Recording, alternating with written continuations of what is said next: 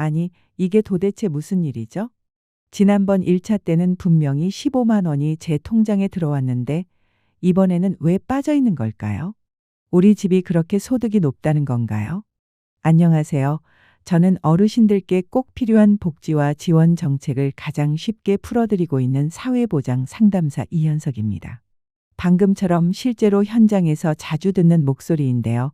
특히 요즘은 1차는 받았는데 2차에서는 빠졌다. 라는 불만이 곳곳에서 터져나오고 있습니다. 놀라운 사실은 1차에서는 지원을 받았지만 2차에서는 제외되는 분이 전국적으로 무려 500만 명이 넘는다는 점입니다. 이번 9월 22일부터 10월 31일까지 이른바 2차 민생회복 소비 쿠폰 신청이 시작됩니다. 문제는 준비하지 않으면 정말로 한 푼도 못 받을 수 있다는 겁니다. 실제로 제가 직접 상담한 어르신들 가운데 10명 중 7명은 왜 본인이 대상에서 빠졌는지조차 이해하지 못한 채 억울해하시더군요. 여기서 가장 중요한 점은 이 지원금이 전 국민에게 주어지는 것이 아니라는 겁니다. 소득이나 재산이 상위 10%에 해당하는 분들은 원칙적으로 제외됩니다. 2025년 정부 발표 기준으로 보면 1인 가구는 월 소득이 502만 원을 넘으면 안 되고 2인 가구는 825만 원, 3인 가구는 1,055만 원, 4인 가구는 1,280만 원을 초과하면 지원에서 빠집니다. 그런데 여기서 끝이 아닙니다. 단순히 소득만 보는 것이 아니라 재산과 금융소득도 함께 봅니다. 예를 들어 12억 원이 넘는 주택을 보유하고 계시거나 1년의 이자와 배당 같은 금융소득이 2천만 원을 초과하면 소득이 기준보다 낮아도 지원 대상에서 제외됩니다. 정부는 이 제도가 정말 필요한 분들에게만 집중되도록 설계했다고 설명합니다. 하지만 억울한 경우도 생깁니다. 맞벌이 부부가 대표적이죠. 예를 들어 남편이 500만 원, 부인이 400만 원을 벌면 합쳐서 900만 원입니다. 이 경우 2인 가구 기준인 825만 원을 넘어서 제외됩니다. 반면 옆집 남편이 혼자 800만 원을 벌고 아내는 전업주부라면 이 집은 기준 안에 들어가 지원을 받습니다. 실제 생활비 부담은 맞벌이 가구가 더 큰데도 말입니다. 정부도 이런 형평성 문제를 인식하고 있어 맞벌이 가구에 대한 별도 보완책을 검토 중이지만 아직 최종 확정된 것은 아닙니다. 제가 지금 드리는 이야기가 다소 복잡하게 들리실 수도 있습니다. 하지만 한 가지 분명한 건 나는 1차 때 받았으니 이번에도 당연히 되겠지 하고 방심했다가는 정말로 놓칠 수 있다는 사실입니다. 그래서 오늘은 누가 받을 수 있고 누가 제외되는지 또 신청은 언제 어떻게 해야 하는지를 현실 사례와 함께 차근차근 알려드리겠습니다. 이번에는 서울 강남에 사시는 박철수 어르신 부부 사례를 들어보겠습니다. 두 분이 함께 사시는 2인 가구이고 합쳐서 한 달 소득이 약 600만 원 정도였습니다. 기준선인 825만 원보다 낮으니 당연히 받을 수 있을 거라 기대하셨지요. 그런데 막상 확인해 보니 문제가 있었습니다. 박 어르신의 아파트 재산세 과세 표준이 무려 15억 원에 달했던 겁니다. 정부 기준은 12억 원을 초과하면 소득이 아무리 기준 안에 들어도 지원 대상에서 제외되기 때문에 결국 2차 소비 쿠폰을 받을 수 없게 된 것입니다. 박 어르신은 집은 있지만 당장 쓸 현금은 부족한데 왜 우리 같은 사람을 빼느냐며 억울함을 토로하셨습니다. 실제로 연금과 부인의 소득으로 생활을 이어가지만 병원비와 관리비만 해도 매달 수백만 원이 빠져나가는 상황이었습니다. 더구나 최근에는 건강검진에서 추가 치료가 필요하다는 진단까지 받아 생활비 부담이 크게 늘어난 상태였습니다. 하지만 정부 입장에서는 고가 주택 보유자는 지원이 꼭 필요하지 않은 계층으로 분류되는 겁니다. 즉, 자산 가치는 충분하다고 보기 때문에 현금 사정이 어떻든 정책 지원에서 밀려나는 것입니다. 또 다른 사례를 보겠습니다. 인천에 거주하는 이순심 어르신 부부는 자녀들이 모두 출가해 이제 둘만 남아 조용히 살고 계십니다. 남편은 정년퇴직 후 마트 물류센터에서 파트타임 아르바이트를 하고 아내는 국민연금과 개인연금으로 생활을 이어갑니다. 두 분의 월 소득을 합치면 약 700만 원 정도라 2인 가구 기준선인 825만 원보다 낮아 당연히 혜택을 받을 수 있겠다고 생각하셨습니다. 집도 오래된 아파트 한 채뿐이고 시세가 5억 원 정도라 재산 기준에도 걸리지 않았습니다. 그런데 뜻밖의 변수가 있었습니다. 평생 아껴 모은 돈을 은행 예금과 주식에 나눠 두셨는데 매년 나오는 이자와 배당금이 합쳐서 2,500만 원에 달했던 겁니다. 정부 기준에서 금융소득이 연 2천만 원을 초과하면 생활에 여유가 있다고 판단해 지원 대상에서 제외합니다. 결국 두 분은 평생 허리띠 졸라매며 모은 돈에서 조금씩 이자를 받는 게 무슨 잘못이냐? 며 억울함을 호소하셨습니다. 실제로는 생활비도 빠듯하고 손주들이 찾아오면 용돈 주는 것도 눈치가 보이는 상황인데도 정부 기준만 보면 부자로 분류되어 버린 겁니다. 여러분도 여기서 중요한 교훈을 얻으셔야 합니다. 가진 게 집과 예금뿐인데도 현금 흐름은 충분치 않을 수 있습니다. 그러나 정책 기준은 단순히 숫자만 보고 판단하기 때문에 이런 현실을 충분히 반영하지 못합니다. 그래서 나도 당연히 받을 줄 알았는데 하며 뒤늦게 실망하시는 경우가 계속 생기는 것입니다. 그럼 구체적으로 얼마를 받을 수 있을까요? 일반 국민이라면 이번 2차에서 10만 원, 차상위 계층이나 한부모 가정도 10만 원, 기초생활수급자 역시 10만 원을 추가로 받습니다. 이렇게 1차와 합치면 일반 국민은 총 25만 원, 차상위나 한부모는 40만 원, 기초생활수급자는 50만 원을 받게 됩니다. 여기에 지역별 추가 지원이 있습니다. 서울, 경기, 인천을 제외한 비수도권 주민은 3만 원, 농어촌 인구 감소 지역은 5만 원이 더해집니다. 예를 들어 전라남도 농촌에 사시는 기초생활수급자라면 1차에서 40만 원, 지역 추가로 5만 원, 그리고 이번 2차 10만 원까지 합쳐 총 55만 원을 받을 수 있는 것이죠. 다만 지금 말씀드린 기준은 아직 정부에서 최종 확정한 것이 아닙니다. 9월 11일경 최종 발표가 있을 예정이므로 그때까지는 세부 내용이 달라질 수 있습니다.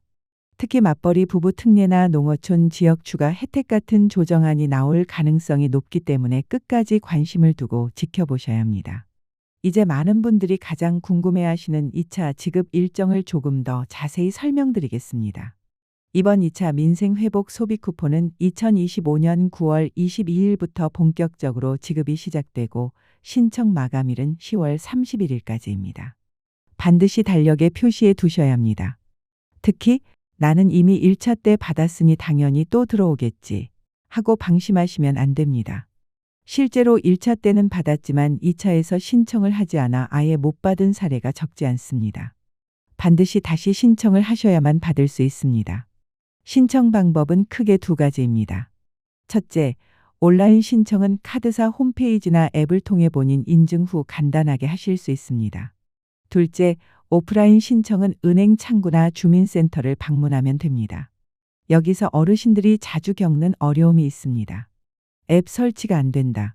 비밀번호를 기억 못한다. 같은 문제인데요. 이런 경우에는 가까운 주민센터를 찾는 것이 가장 빠릅니다. 그리고 올해부터는 거동이 불편하신 어르신들을 위한 찾아가는 신청 서비스가 전국적으로 확대 운영되고 있습니다. 주민센터에 전화 한 통만 하시면 담당 직원이 직접 집까지 방문해 신청을 도와드리기 때문에 나는 다리가 불편해서 못 가겠다 하고 포기하실 필요가 없습니다. 그렇다면 이렇게 받은 소비 쿠폰은 어디서 쓸 수 있을까요? 가장 중요한 원칙은 연매출 30억 원 이하의 소상공인 매장에서만 사용할 수 있다는 점입니다. 쉽게 말해 대형마트, 백화점, 대기업 계열 매장에서는 사용할 수 없습니다. 대신 동네 슈퍼, 전통시장, 작은 음식점, 개인 병원, 약국, 미용실 등 생활 밀착형 업소에서 쓸 수 있습니다. 온라인 쇼핑몰 역시 불가능합니다. 쿠팡에서 장을 보면 되겠지 하시던 분들 많으신데 쿠팡이나 이마트몰, 배달앱 같은 곳에서는 사용할 수 없습니다. 다만 배달 음식을 주문했을 때 배달원에게 직접 쿠폰 결제 카드를 제시하면 인정되는 경우가 있으니 이 점은 기억해 두셔야 합니다. 문제는 농어촌 지역입니다. 가까운 장보기 장소가 하나로마트뿐인데 이 마트가 매출 30억 원을 초과해 쿠폰 사용이 불가능한 경우가 있습니다. 실제로 차를 몰고 시내까지 나가기도 힘든데 도대체 어디서 쓰라는 거냐 하고 하소연하시는 어르신들이 많습니다. 정부도 이런 현실을 알고 있어 선택지가 없는 지역의 하나로마트는 예외적으로 사용처로 인정하는 방안을 현재 검토 중입니다.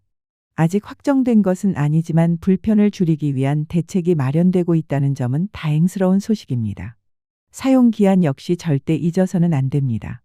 1차와 2차를 합쳐 모든 소비 쿠폰은 2025년 11월 30일까지 반드시 사용해야 하며 그 이후에는 남은 금액이 그대로 사라져버립니다. 실제로 1차 때도 바빠서 미처 못 썼다 하신 분들이 많았는데 그 순간 지원금이 한 푼도 남김없이 사라졌습니다. 아까운 돈을 날리지 않으려면 반드시 기한 안에 다 쓰셔야 합니다. 혹시 쿠폰을 현금으로 바꿀 수 있을까 고민하시는 분도 계실 겁니다. 절대 하시면 안 됩니다. 물건을 사는 척하고 현금을 돌려받거나 쿠폰으로 산 물건을 중고로 파는 행위는 모두 불법입니다. 적발되면 받은 지원금의 몇 배를 물어내야 합니다. 실제로 지난번 1차 때 일부 지역에서 이런 불법 환전이 적발되어 오히려 지원금을 모두 토해내고 벌금까지 낸 사례가 있었습니다. 지난 1차 소비 쿠폰을 받으셨던 분들은 주로 어디에서 사용하셨나요? 전통시장, 동네마트, 음식점 등 다양한 곳에서 사용하셨을 텐데 경험을 댓글로 나눠주시면 다른 분들에게도 큰 도움이 됩니다. 정부 발표에 따르면 60대 이상 어르신들은 외식보다 생필품에 가장 많이 사용하셨다고 합니다. 40대는 36.9%, 50대는 33.1%, 60대는 무려 39.4%가 생필품 구매에 쿠폰을 쓰셨습니다. 역시 연륜 있는 선택이신 겁니다. 또 어느 지역에서 신청률이 가장 높았을까요? 조사 결과 대구가 96% 이상으로 가장 높았고 반대로 제주도가 약 93%대로 가장 낮았습니다. 여러분이 사시는 지역은 어느 쪽에 가까울지 비교해 보시는 것도 흥미로울 것입니다. 이제 2차 소비 쿠폰과 관련해 반드시 주의하셔야 할 점들을 하나하나 짚어드리겠습니다. 이 부분을 놓치시면 정말 손해를 볼 수 있습니다. 끝까지 보지 않으시면 받을 수 있는 돈을 그대로 날려버리실 수도 있으니 지금부터는 특히 집중해 주시기 바랍니다. 첫 번째, 반드시 본인의 소득 기준을 정확히 확인하셔야 합니다. 많은 분들이 1차에서 받았으니 2차도 당연히 자동으로 들어올 거라고 생각하시지만 절대 그렇지 않습니다. 특히 작년에 비해 소득이 늘었거나 금융소득이 많아졌다면 이번에는 제외될 수 있습니다. 방심했다가는 왜 나는 안 주지? 하며 뒤늦게 당황할 수 있으니 반드시 확인하셔야 합니다. 두 번째로 가구 원수를 정확히 파악하셔야 합니다. 이 부분에서 실수하시는 분들이 정말 많습니다. 주민등록상 같은 주소에 자녀가 올라가 있다면 실제로 따로 살고 있어도 그 자녀의 소득이 합산될 수 있습니다. 예를 들어 아들이 결혼해서 다른 집에 살고 있는데도 주민등록을 옮기지 않았다면 부모님 소득에 아들 월급까지 더해져 기준을 초과해버릴 수 있는 겁니다. 제가 직접 상담했던 한 어르신도 이 문제 때문에 억울하게 제외되셨습니다. 같이 살지도 않는데 왜 소득을 합치냐며 답답해 하시더군요. 세 번째로는 건강보험료입니다. 정부는 실제 월급 명세서보다 건강보험료 납부액을 기준으로 소득을 계산하는 경우가 많습니다.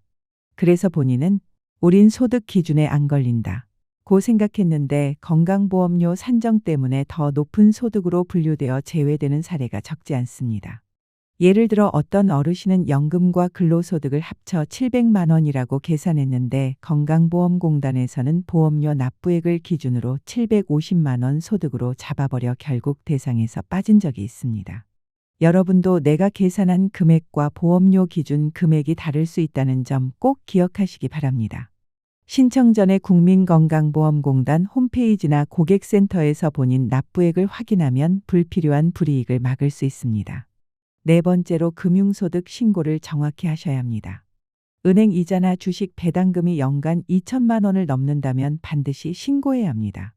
이를 누락하면 나중에 문제가 될 수 있습니다. 다섯 번째는 재산세 과세표준입니다. 본인이 생각하는 집값과 과세표준은 다를 수 있습니다. 시세가 10억 원인 집도 과세표준은 6억 7억 원으로 산정될 수 있거든요. 그래서 실제로는 지원 대상에서 벗어나지 않는 경우도 생깁니다.